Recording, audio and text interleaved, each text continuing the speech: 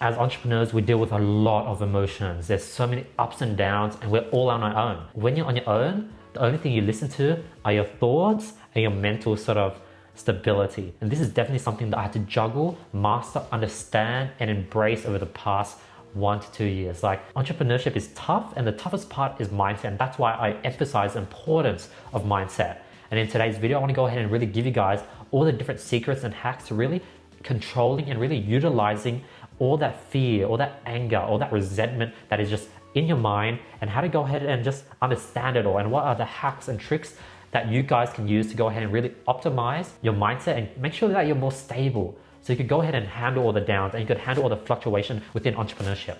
Let's get right into today's video. Body's emotional thermostat. So your physical body maintains an inner physical temperature of a steady of 98 degrees Fahrenheit. So that's roughly around, I think, 34 degrees Celsius, no matter the temperature on the outside. So your body is smart enough to keep your temperature inside stable, no matter how cold it is or hot it is outside. Like, even if it's 40 degrees or 0 degrees Celsius, your body maintains a 34 degree Celsius temperature, and it's a thermostat. What you don't know is you also have a built-in emotional thermostat that enables you to maintain an emotional weather despite the emotional weather around you. So you don't have to take on the outside emotional weather. So the reason why I want to open with this is I want to let you guys know that your emotional thermostat will bring you back to normal. So when things are stressed, when things are tough, when you just feel like you're burnt out, your emotional thermostat will slowly bring you back to normal. You just have to give it time, as well as use the practices that I'm going to mention in today's video. So, negative feedback. When a hunter is tracking something and goes off course, he must recognize what he's doing wrong. Now, what he'll do is, if he's going in a wrong direction, he's going to just immediately correct his course and walk towards the object. He does not come to the conclusion that since he's going in the wrong direction, that means he doesn't know where to go and just give up. He just redirects course and keeps going. So a lot of people let negative feedback stop them completely. So for example, I'm growing this YouTube channel and I'm not growing at the rate I'm wanting to. And my mind's telling me, hey, YouTube is saturated, it is dead. The content that you're looking to create isn't allowing you to grow. You should give up. A lot of people would literally listen to that negative feedback and stop. But no, negative feedback is there to tell you, hey, you're going in the wrong direction. Change it up, change your thumbnails, change your content, change your hooks, and pivot to the right direction. So you want to listen, but not listen to negative feedback. Don't listen to what it's saying, but notice that there's a reason why it's there and pivot what you're currently doing. Next is emotional callous. So when you fall and cut yourself, your body forms a scar tissue, which is both tougher and thicker than original flesh. So when you receive an emotional injury, when someone lies to you or takes advantage of you, you form an emotional or spiritual scars for self-protection. So what I'm trying to say is you want to embrace emotional hardships and like all these issues, all these tough, stressful times when people are teasing you. You don't really embrace that because you're growing your emotional callus, and eventually you're going to get very, very strong where when people say things, it just deflects. Next is emotional scars. So on the flip side, people who have been emotionally hurt cannot get close to anyone because they don't trust anyone. They always have their defenses up to prevent them from further rejection and pain, and they attack first. Thus, it makes it very hard for people who love them to help them, and they drive people away. So you want to build emotional callus, but you don't want to see it as scars. And it turns into a scar when you see it as a bad thing. But if you see yourself getting scammed or taken advantage of by someone, and you see that as a positive situation of, hey, this happened, now I know not to trust this type of person, then it becomes emotional callus rather than emotional scar. There's literally a super fine line between both, and make sure that you use positivity to turn all your emotional damages into calluses. Next is I want to mention that you do not get injured by others. So here's a scenario. 9 out of 10 times when a friend makes a remark about you, you would laugh and think nothing about it. It's just a joke. But when you're suffering tensions of self-doubt, insecurity, anxiety, maybe you lost your job or you just have an argument with your wife, we take the remark the wrong way. And that 1 time out of 10 where your friend makes a remark, you get offended, you get hurt, and an emotional scar starts to form. So what I'm trying to say is that, as you can see, literally the friend is saying the same thing, but for some reason 9 out of 10 times you don't care about it, but 1 out of 10 times it hurts you. So that just shows that you do not get injured by what other people say, but you get injured by yourself. We get injured and hurt emotionally by our own attitudes and our own response to what people have to say. So if you don't respond to things, it's not going to hurt you. Forgiveness is a scalpel which removes emotional scars. So forgiveness, when it is real and genuine and complete and forgotten, is a scalpel which can remove the pus from old emotional wounds, heal them, and eliminate scar tissue. So when we find it difficult to forgive, the reason why that's the case is because we as humans like our sense of condemnation. I don't know if I pronounced that right. Condemnation.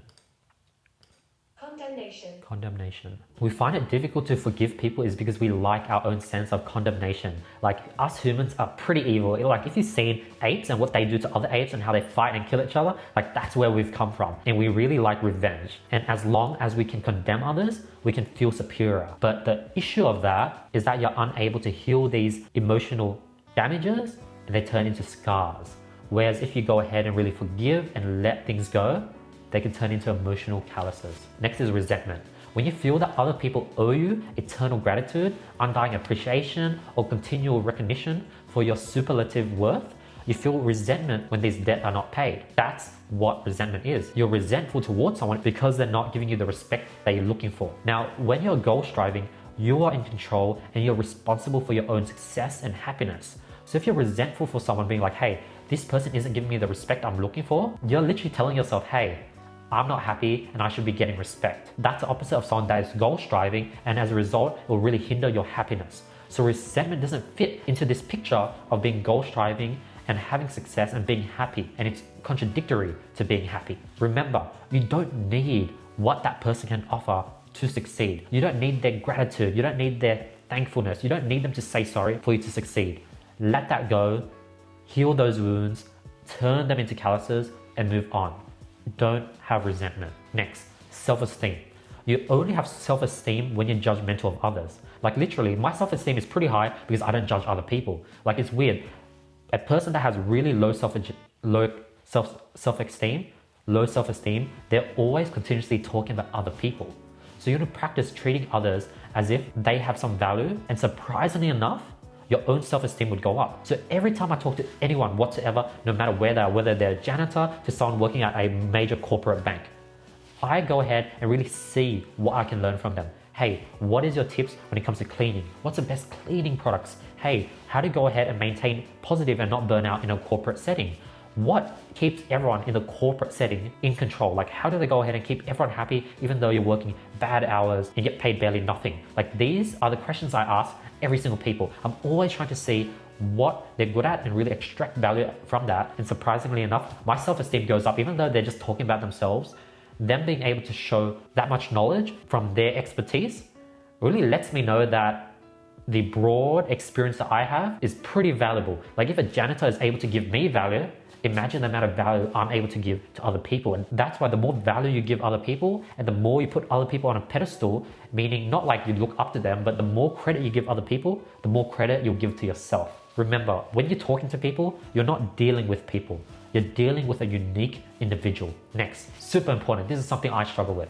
Worrying means you suffer twice. Here's an example. So when you're at the casino, you have control of where you place your bet on the roulette table. Surprisingly, this is the time where most people come. They're just placing numbers randomly. They're just putting a red, black, 41, 42 on the different quadrants, and they're very calm. But once the ball starts rolling, and now they have no longer any control, they can't move anything at all, this is when they're stressed and worried. What I'm trying to say is that you should do things the other way. You should be stressed and worried about the decision you make because that's what you can control. And when the ball starts rolling, you should be just calm because there's nothing you can do in that situation. So once a decision has been reached and executed, and the execution is the order of the day, dismiss absolutely all responsibility and care of the outcome when you cannot control it. Before making big decisions, do all the worrying before the decision is made. And once it is made, take a step back and be like, it is what it is. I've done what I can. Whatever happens, happens because I've already done all the focus and due diligence. No point suffering twice. And the result of this, you'll be able to feel better, you'll be able to sleep better, work better, and your business will be just much more smoother in general. Next is self-consciousness. Like, there's so much valuable in today's video. I know this is more high-level stuff that can bore a lot of people, but those who are watching this, I just want to say thank you because you guys are definitely the true fans that watch these sort of really off-topic, higher-level mindset videos. And I know these are probably the most important ones, but the most least watched ones. But I really love and appreciate this type of content, and this is probably my legacy. So I don't mind if it gets like 100 views because this is what I'm probably going to look back at when I'm much older. Like, those dropshipping videos, they're definitely not something that I'm going to be looking back at. I'll be looking back at this exact video, and I just want to say thank you to all those hardcore fans that are watching this. I want to say thank you to you guys. But back to the video, self-consciousness. When you're having dinner with someone that you look up to, you start stuttering and you're not yourself and you're not funny and you're not interesting. Isn't it weird how when you're hanging out with your friends, everyone's laughing, you're the center of attention, but the moment you sit in a table of people that you respect, if you're going to a job interview, you start sweating, you start being nervous, and you can't get the person to laugh and you're not yourself. Whereas when you're having dinner with your parents or friends, you do not think or bother about how you're acting, you're not really careful or critical of yourself, and you have no concern about producing some effect, some laughter, and you're comfortable and relaxed. And that's how you're able to produce those things. So when you're having an important meeting, interview, whatever, you want to imagine or pretend that you're just having dinner with your family or friends and just act the way you would in those situations. Lastly, you want to always question yourself, why? So this is super important. Like, I learned so many things from this. So here's a scenario. A billionaire was driving home. This is a true scenario, by the way. A billionaire was driving home from a long day of work, thinking about what wine he should drink because it's been an amazing long day. And then he questioned himself, why is my brain thinking of this? Then he quits alcohol. Another scenario. An old farmer left his tobacco at home and started walking 2 miles from it. So he literally was 2 miles away from home. He walked all the way back just to pick up his tobacco. Then he questioned himself, why am I walking 2 miles and getting used by tobacco? That moment, then there, he quit smoking. Next, an entrepreneur is thinking about a crude comment, a small jab that was made by one of his friends. Then he questioned himself, it's been months, why am I still thinking of this?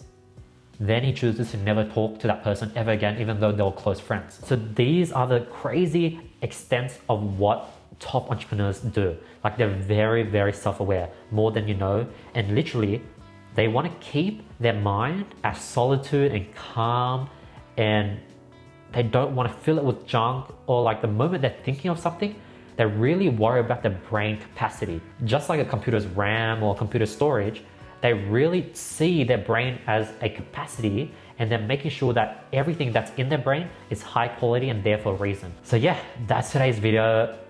Very awesome video. Like, this is probably one of my favorite videos because mindset is definitely something that I've been focusing a lot on. A lot of these concepts I've learned from Psycho-Cybernetics, so I highly recommend you watch that. My book review, I'll link that in the description below. Sven, put the Psycho-Cybernetics book review in the description. I highly recommend you guys to read it. But yeah, thank you so much for watching this video. I really appreciate those who made it this far. Let's go ahead and announce last video's winners for $1,000 worth of courses, a consultant course with me. The winner's here. If you guys want to qualify, let the digit drop, comment below, follow me on Instagram, hit the subscribe button, hit the notification bell, and I'll be picking the best comment every single video. Other than that, I hope you guys have an amazing day. Question of the day: which one of these slides or part of this video did you find most valuable? Let me know in the comments below. I'm really curious because there's a lot of very interesting slides that I put hours to put together. On top of that, if you guys want these slides, they'll be in the description completely for free. My goal is to give you guys as much value as possible, so the slides, you can get them for free. Other than that, I hope you guys have an amazing day, and I'll be seeing you guys tomorrow with nothing but more value. Peace. Hopefully the beard doesn't look half shaved. It might, Sven, because my razor ran out of battery here, so I couldn't shave this. But hopefully it's not too obvious.